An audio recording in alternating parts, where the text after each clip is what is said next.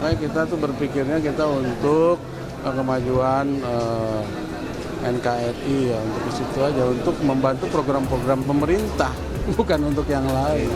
Laksamana Muda TNI Purn Soleman Biponto menyoroti RUU TNI yang sedang dibahas, terutama terkait perluasan penempatan prajurit aktif di lembaga sipil. Ia menegaskan bahwa militer tidak boleh egois dan harus tunduk pada hukum yang jelas. Menurutnya, prajurit yang ingin masuk ke jabatan sipil harus pensiun terlebih dahulu, sejalan dengan reformasi ABRI yang dulu dipimpin Susilo Bambang Yudhoyono SBY. Soleman Biponto lahir di Sangir Tahuna, Sulawesi Utara, pada 6 November tahun 1955 dan merupakan lulusan AKBRL tahun 1978.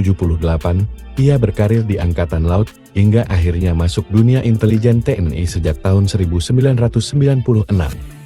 Puncak karirnya adalah saat menjabat sebagai Kepala Badan Intelijen Strategis BES-TNI periode tahun 2011 sampai tahun 2013.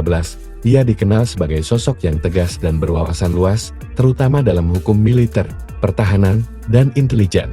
Di dunia akademik, ia menempuh pendidikan magister hukum dengan tesis mengenai operasi militer TNI dan gerakan separatisme bersenjata di Indonesia. Pemikirannya banyak dipengaruhi oleh interaksi dengan organisasi hak asasi manusia HAM.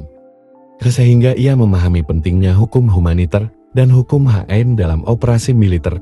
Ia juga menulis 2 buku berjudul Jangan Lepas Papua dan TNI dan Perdamaian di Aceh, yang berisi pandangan strategisnya mengenai pertahanan nasional dan konflik bersenjata. Terkait pemberian pangkat Jenderal Kehormatan kepada Prabowo Subianto, Soleman membela keputusan tersebut. Ia menegaskan bahwa penganugerahan pangkat ini sudah sesuai aturan dan bukan hal baru, mengingat sejumlah purnawirawan TNI seperti SBY, Hendro Priyono, dan Agung Gumelar juga pernah mendapatkannya.